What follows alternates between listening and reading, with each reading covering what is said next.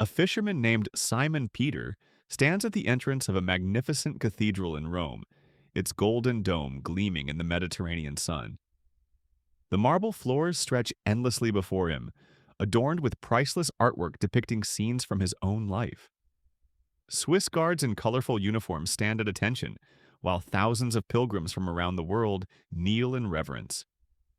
Peter's weathered hands tremble as he watches men in elaborate robes perform rituals he's never seen before, speaking in a language that didn't exist in his time. This simple fisherman who once walked dusty Palestinian roads with a carpenter from Nazareth now finds himself completely lost in a religion that claims to follow that same carpenter.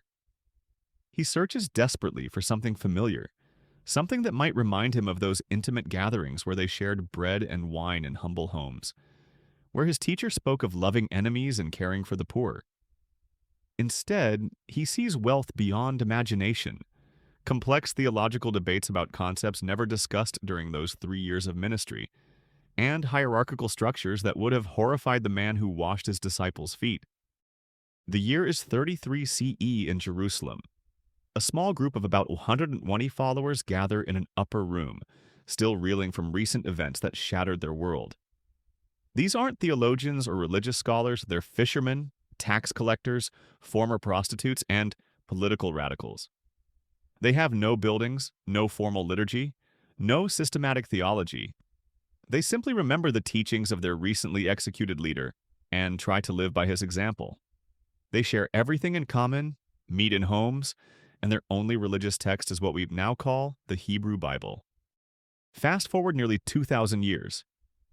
Christianity has become the world's largest religion with over 2.4 billion followers. It boasts magnificent cathedrals worth billions of dollars, complex theological systems that require years of study to understand, and tens of thousands of denominations with wildly different interpretations of what it means to follow Jesus.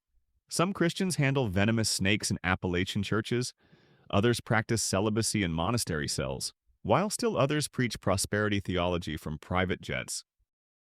But here's the question that haunts historians and believers alike. Would the Jewish preacher from first-century Palestine even recognize the religion that bears his name? To understand this puzzle, we must travel back to that pivotal moment when a small Jewish sect began its transformation into a global empire. The story begins not with Jesus himself, but with a man who never met him during his earthly ministry, a Pharisee named Saul of Tarsus, later known as Paul, later known as Paul's conversion on the road to Damascus around 35 CE represents perhaps the most significant turning point in Christian history. This brilliant, educated Jew who had persecuted early Christians suddenly became their most effective missionary. But Paul brought something revolutionary to the movement. He opened it to non-Jews. This decision, debated fiercely with the original apostles in Jerusalem, would fundamentally alter Christianity's trajectory. The Jerusalem Council of 50 CE, described in Acts 15, reveals the first major theological crisis. James, the brother of Jesus, led the Jerusalem church and insisted that converts must follow Jewish law, including circumcision. Paul argued passionately that Gentiles could become Christians without first becoming Jews. The compromise they reached, Gentiles could join but must abstain from certain practices, seems minor today, but it opened floodgates that would eventually separate Christianity from its Jewish roots entirely. Consider what this meant. Jesus was born Jewish, lived as a Jew, taught in synagogues, observed Jewish festivals, and died as a Jew. His earliest followers continued attending temple services and following Jewish customs. They saw themselves not as starting a new religion, but as Jews who recognized Jesus as their long-awaited Messiah. Yet within a few decades, Christianity was becoming increasingly Gentile, gradually abandoning the very cultural and religious framework that shaped its founder. The transformation accelerated after 70 CE when Roman legions destroyed Jerusalem and its temple. The Jewish Christians who had maintained the original connection to Jesus' cultural context were scattered or killed. With Jerusalem's influence diminished, Christian communities in Rome, Antioch, and other Gentile cities began shaping the faith according to their own cultural understanding. By the 2nd century, Christian worship had evolved dramatically. Where Jesus and his followers had shared simple meals in homes, Christians now gathered in purpose-built structures with increasingly formal liturgies. The house churches of the first century gave way to organized congregations with designated leaders, standardized prayers, and fixed ceremonial procedures. The writings of Justin Martyr from around 150 CE describe Sunday worship services that would be somewhat recognizable to modern Christians, complete with scripture readings, sermons, and communion ceremonies.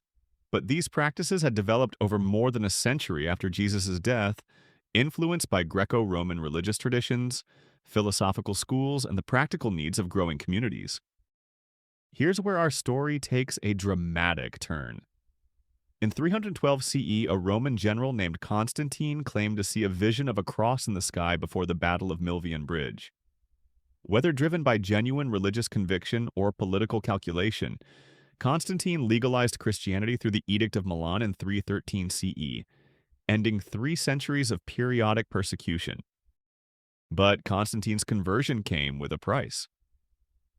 Christianity suddenly found itself partnered with imperial power, a relationship that would have been unthinkable to Jesus, who explicitly rejected political authority and told his followers his kingdom was not of this world. The man who overturned money changers' tables in the temple now had followers blessing the very imperial structures he had opposed. The Council of Nicaea in 325 CE, convened by Constantine, represents another watershed moment. Here, bishops from across the empire gathered to resolve theological disputes that had torn Christian communities apart. They produced the Nicene Creed, still recited in churches today, which defined Orthodox Christian belief with philosophical precision that would have been foreign to Jesus' simple parables about mustard seeds and lost sheep. These bishops debated concepts like homousios, whether Jesus was of the same substance as God the Father. Such abstract theological language, borrowed from Greek philosophy, bears little resemblance to Jesus' concrete teachings about loving neighbors, caring for the poor, and forgiving enemies. The carpenter who spoke in agricultural metaphors his audience could understand had been transformed into the subject of complex metaphysical speculation. The institutionalization continued relentlessly. By the end of the 4th century, Christianity had become the Roman Empire's official religion. Under Emperor Theodosius I, temples to other gods were closed or destroyed, and being Christian became not just legal but advantageous for career advancement. The faith that began with a man who had nowhere to lay his head now controlled vast wealth and wielded enormous political influence. Hello everyone, welcome back to Professor Archive, where we dig deep into history's most fascinating questions. I'm absolutely amazed by the incredible community we've built here together.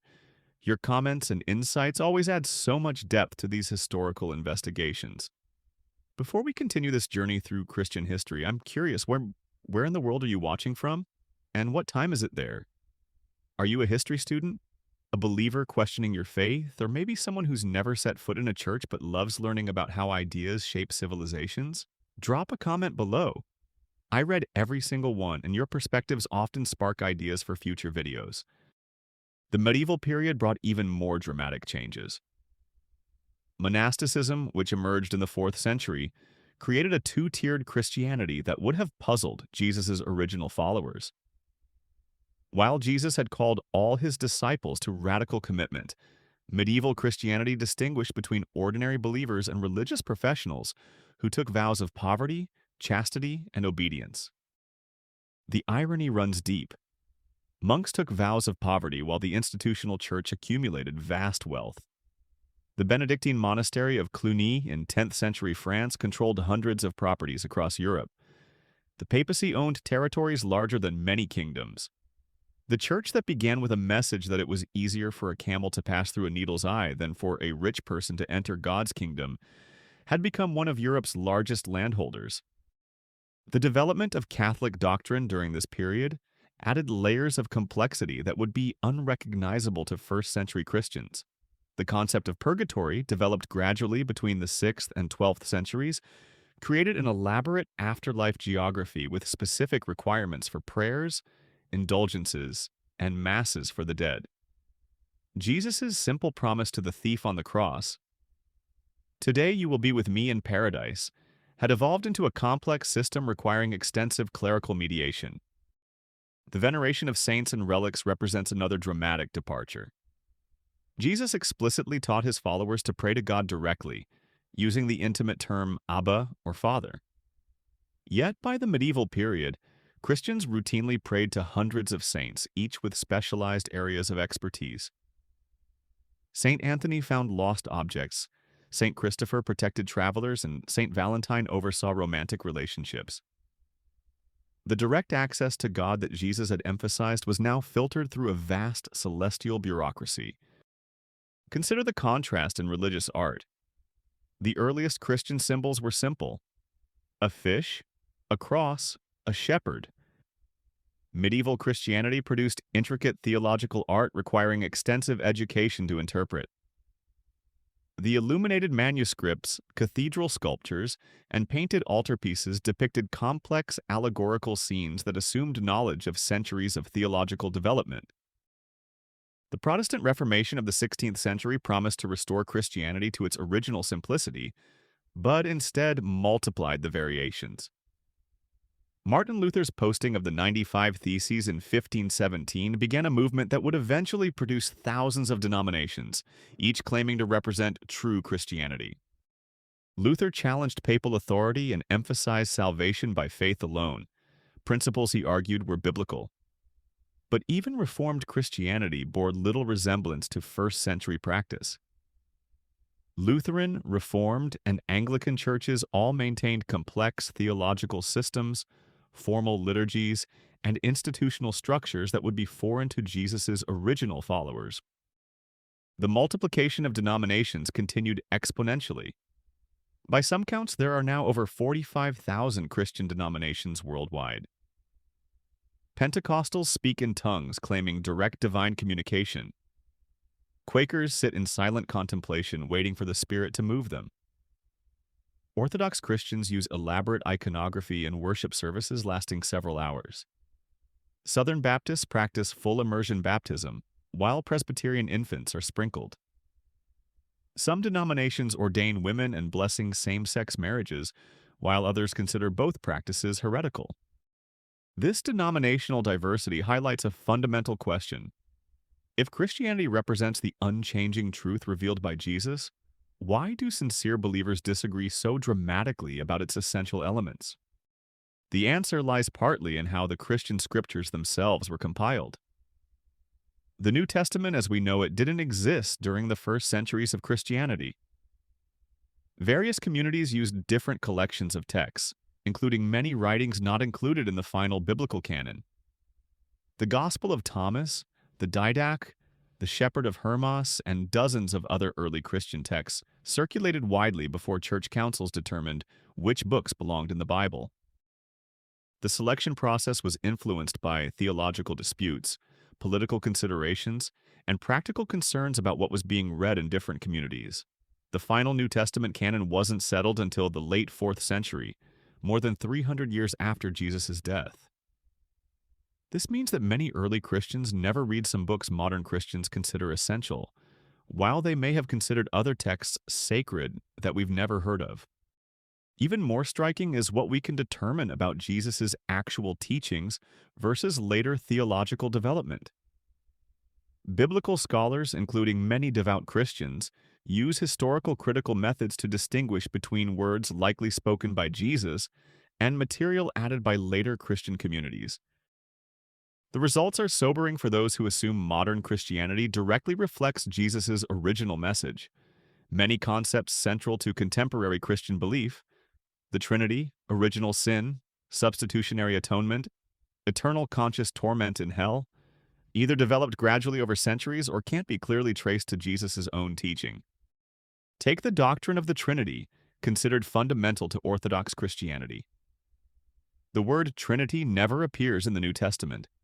The concept developed through centuries of theological reflection and debate, reaching its classical formulation at the Council of Constantinople in 381 CE.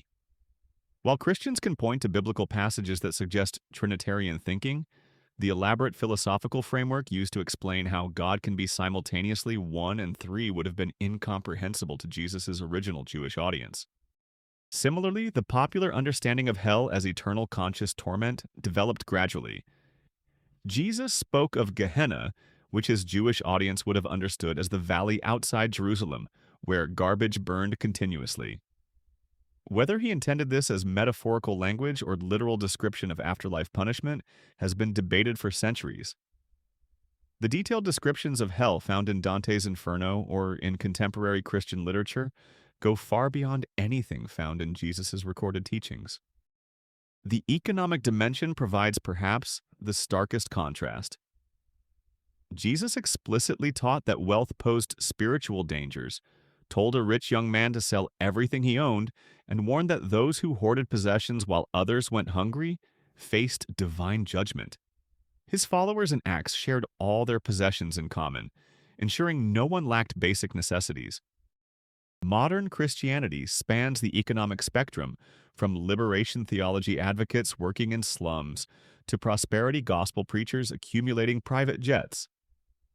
Some denominations emphasize voluntary poverty and simple living, while others explicitly teach that God wants believers to be wealthy. The Vatican's estimated wealth of $10 to $15 billion stands in stark contrast to Jesus' teachings about storing up treasures on earth. The political dimensions are equally complex. Jesus explicitly rejected political power, refused to lead a rebellion against Roman occupation, and taught his followers to love their enemies. When Peter tried to defend him with violence, Jesus commanded him to put away his sword. His kingdom was not of this world, and he told followers to render unto Caesar what was Caesar's while rendering unto God what was God's. Yet Christianity has been used to justify everything from medieval crusades to modern political movements. The Constantinian shift created a model of Christianity aligned with state power that persists today. American evangelical Christianity has become so closely identified with particular political positions that many observers struggle to distinguish religious from political motivations. Christian nationalism, the idea that nations have special covenants with God requiring specific policies, would be foreign to Jesus, who explicitly said his followers would be scattered throughout all nations as witnesses. The Jesus who told Pilate that his servants would not fight has been claimed as a supporter of military strength and aggressive foreign policy. The contrast becomes even more apparent when examining contemporary Christian practices through first-century eyes. The earliest Christians met in homes for simple meals that commemorated Jesus' Last Supper. There were no professional clergy, elaborate buildings, or complex theological systems. Leadership was often informal, with different people contributing according to their gifts and calling. Modern Christian worship varies dramatically, but most forms would bewilder first-century believers. Elaborate cathedral architecture, professional musicians, sophisticated sound systems, and theatrical lighting create experiences far removed from the intimate house church gatherings described in the New Testament. Some contemporary worship services more closely resemble entertainment events than the simple fellowship meals of early Christianity. The role of women provides another striking contrast. Jesus included women among his followers, appeared first to women after his resurrection, and treated them as spiritual equals in a culture that often marginalized them. Women like Phoebe, Priscilla, and Junia played leadership roles in early Christian communities. Yet many Christian denominations exclude women from leadership positions, citing later New Testament texts that may reflect cultural accommodations rather than Jesus' own practice. The all-male Catholic priesthood, the Southern Baptist prohibition on women pastors, and similar restrictions in other denominations would puzzle first-century Christians who witnessed women's prominent roles in the early movement. The sacramental systems that developed over centuries represent another major evolution. Most Protestant denominations recognize two sacraments, baptism and communion, while Catholic and Orthodox traditions include 5 additional sacraments. But the elaborate theological explanations of how these rituals function spiritually developed gradually over centuries. Early Christian baptism was often performed immediately upon conversion, sometimes in rivers or public baths. The elaborate baptismal ceremonies, infant baptism, and detailed theological explanations of baptismal regeneration developed as Christianity became more institutionalized and systematic. Similarly, the simple shared meal that Jesus instituted became increasingly complex over time. The Catholic doctrine of transubstantiation, developed in the 11th century, teaches that bread and wine literally become Jesus' body and blood during the Eucharist. Protestant understandings vary from symbolic remembrance to spiritual presence, but all represent theological developments far beyond the simple, "do this in remembrance of me" that Jesus spoke at his Last Supper. If you're finding this exploration of Christian history as fascinating as I am, I'd love it if you could show some support for the channel. Super thanks would absolutely make my day, and helps me continue researching these complex historical questions that don't have simple answers. Your support means everything to independent creators like me who are passionate about bringing you well-researched content without sensationalism or bias. The mystical and supernatural elements of contemporary Christianity also show significant evolution. While Jesus certainly performed healings and other miraculous acts according to the Gospel accounts, the elaborate spiritual warfare theology, detailed angelology and demonology, and specific practices like speaking in tongues developed within particular streams of Christianity rather than representing universal early Christian belief. Pentecostalism, now practiced by over 600 million Christians worldwide, emphasizes spiritual gifts like speaking in tongues, divine healing, and prophecy. While these practices have New Testament precedents, the specific ways they're understood and practiced in modern Pentecostal movements reflect 20th century developments rather than direct continuity with first century Christianity. The apocalyptic dimension provides another interesting contrast. Jesus clearly taught about future divine intervention in human history, but the elaborate prophetic systems developed by some contemporary Christians go far beyond his recorded teachings. Detailed interpretations of the Book of Revelation, specific predictions about end times events, and complex charts explaining prophetic timelines represent later theological developments rather than direct transmission of Jesus' own eschatological teaching. Perhaps most significantly, the very concept of systematic theology would have been foreign to Jesus and his original followers. Jesus taught through parables, responded to specific situations, and focused on practical ethics rather than abstract theological principles.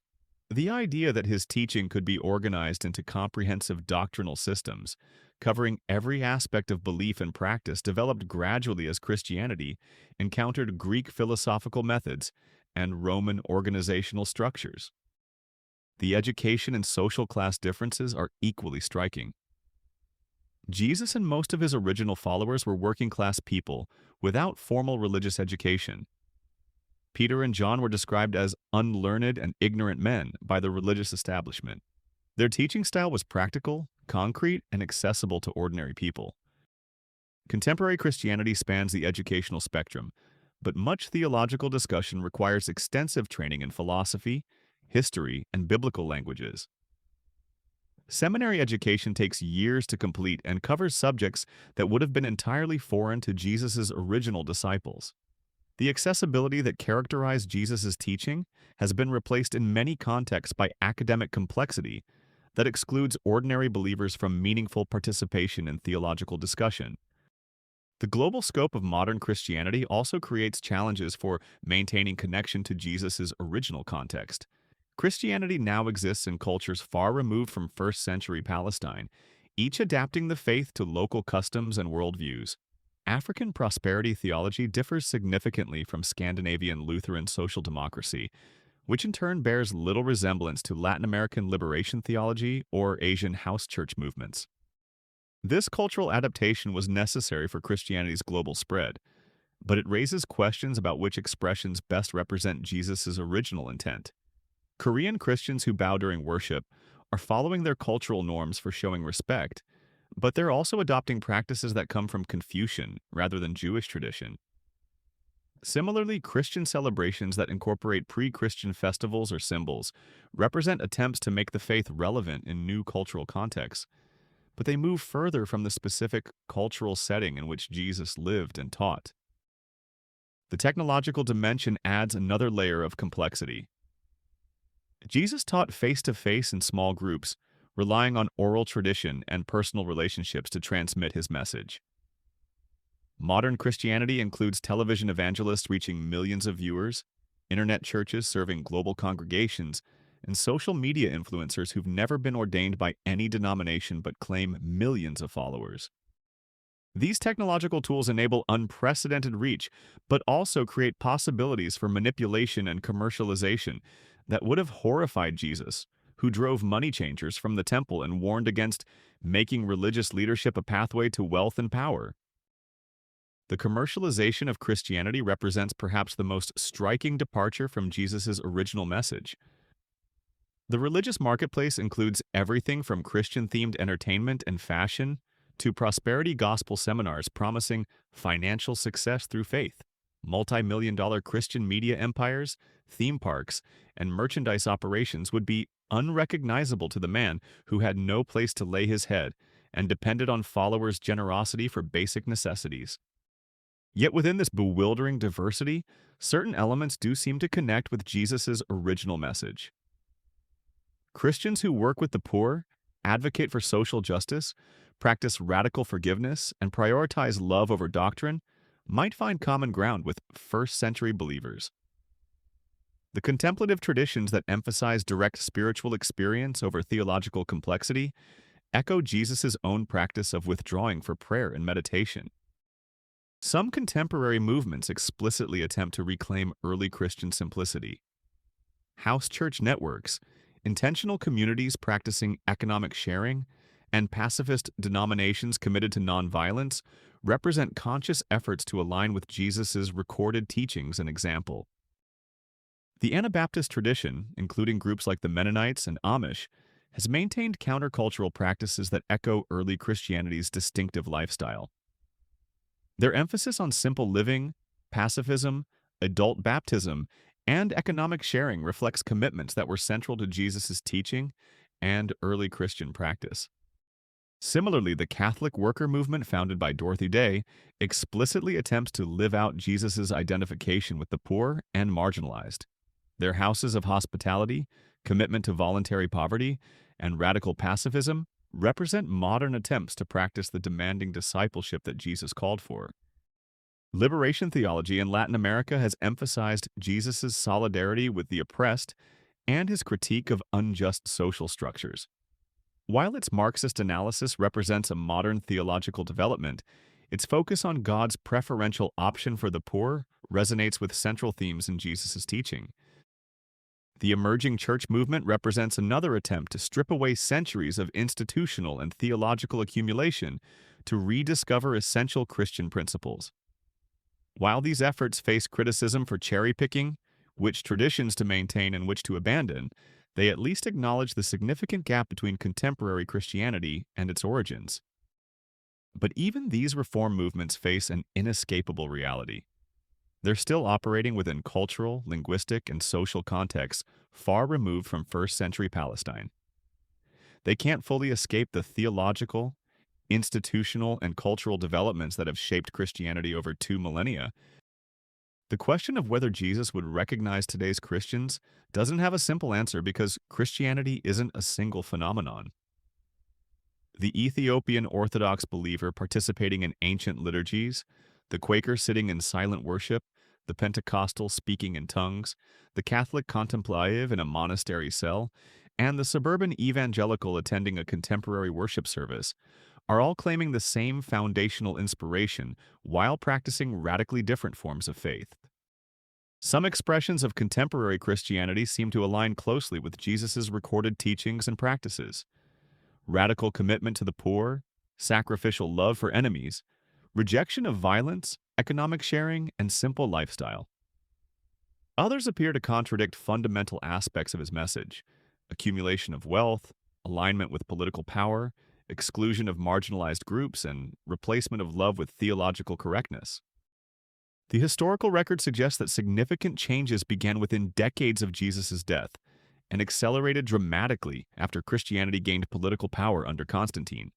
The religion that emerged from centuries of theological development, cultural adaptation, and institutional growth bears similarities to its origins, while also representing something genuinely different. Perhaps the most honest answer is that Jesus would recognize some aspects of contemporary Christianity while being puzzled or even appalled by others.